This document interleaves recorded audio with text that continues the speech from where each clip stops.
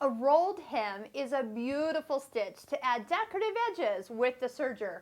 But notice how fine it is. It's much, much narrower than your traditional 4-thread seam.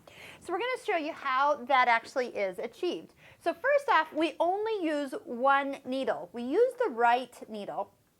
So that means we need to remove the thread from the left needle. So we're going to go ahead and do that. And go ahead and take that spool off the machine. If you leave that little thread dangling up there, it will find its way back in. So we definitely don't want to let that happen. You must remove the left needle. So I'm going up to A at the top. And if you want to catch it with your little needle threader, there's a little hole right there. We can slip that up so it doesn't drop into the machine. That's sometimes easier than getting your hands in there. Loosen that up, give it a little wiggle. It will drop down. See how we can catch it just like that. Tighten up that screw. Remember, that screw will go way further back than it was, so tighten it all the way up. They can loosen up after you do a lot of serging. So with your machine, you're set up for a 3-thread, and you want to turn the dial over here to C. So we're on A. So B and C, and then turn, and you're pulling the stitch finger from normal to R, rolled hem. And the stitch finger, if you push it back in and pull it out, you'll see down in that area where the needle and loopers go, there's a finger that when you remove it, it makes or lets the fabric curl and twist, and well, that's part of what gives you that smaller stitch. Also, too, you can change the stitch length down to a shorter setting. So let's just go ahead and get it started, and then we'll see what type of look we're after and if we need to change anything else.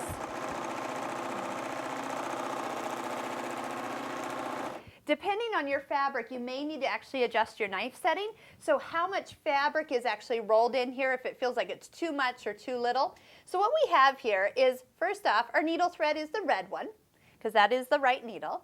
We have the upper looper, which is the green, is going all the way over to the back side. And on the back side, internally, the lower looper, or the blue thread, has been tightened. That's the part you don't have to do on this serger, is know how to adjust your tensions. That's what this knob does over here. When you turn it from different settings for the different stitches, internally they change up or down to make them tighter or looser. And it is much tighter in there right now, and that's what pulls this edge over. So if you're doing a decorative edge, you only truly need one decorative thread, because you want to put in the upper looper. The upper looper is going to show on both sides of the fabric. If you start putting heavier thread, thicker, chunkier thread in that upper looper, you probably are going to need to help it pull to the back side by pulling the blue back there more, and probably loosening this all the way down to minus. That's that thicker thread. You want to allow more less resistance through the tension dials, so usually a little lesser here, and then tighten up that lower looper to help pull it around to the back side. And that is how pretty it is. You can do that on so many different fabrics. Usually lighter weight fabrics, we tend to not get into the heavy weight, because the thickness of the fabric doesn't really fit in the small rolled hem. So keep that in mind. One thing that some people ask about is when they're working on really like sheer fabrics or crazy fabrics, this one's like all over the place, is what happens is when you stitch on this, let me stitch, and you always stitch from the right side. So I'm flipping it over so we got the pretty side up here, is they're stitching along, and they find that the stitches leave the fabric and almost like leave a little loop, like they've come apart. They don't have enough fabric there to grip onto.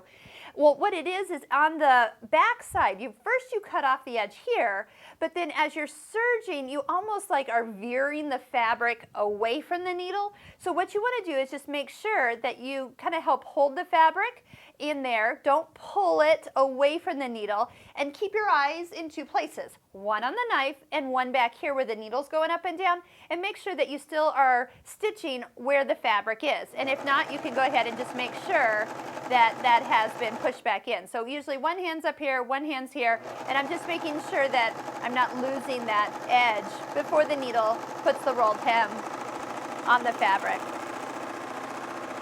Isn't that absolutely gorgeous? You know, you think of wedding veils and how much they charge for that. It's a rolled hem on that, unless it's been hand beaded or something crazy. But rolled hem is the easiest way to put a nice finish on anything lightweight. One little last note is that rolled hems are usually done and then people leave their serger and they leave the rolled hem setting on R, and then when they go to serge they don't always get the right results. Make sure that you get that push back to in when you're actually done. So that, and kind of reset it if you can, at least get it back to a normal 3 thread. So go back to A, you know you only have 1 needle in, but that stitch finger's been pushed in. A lot of times people pull that out and then they forget about it, and then their stitches are like wimpy because it's kind of been pulled to the back side. So just things that I've seen in classes, and people have come in and said, my serger's not working, and all it is their stitch finger's still on R for rolled hem.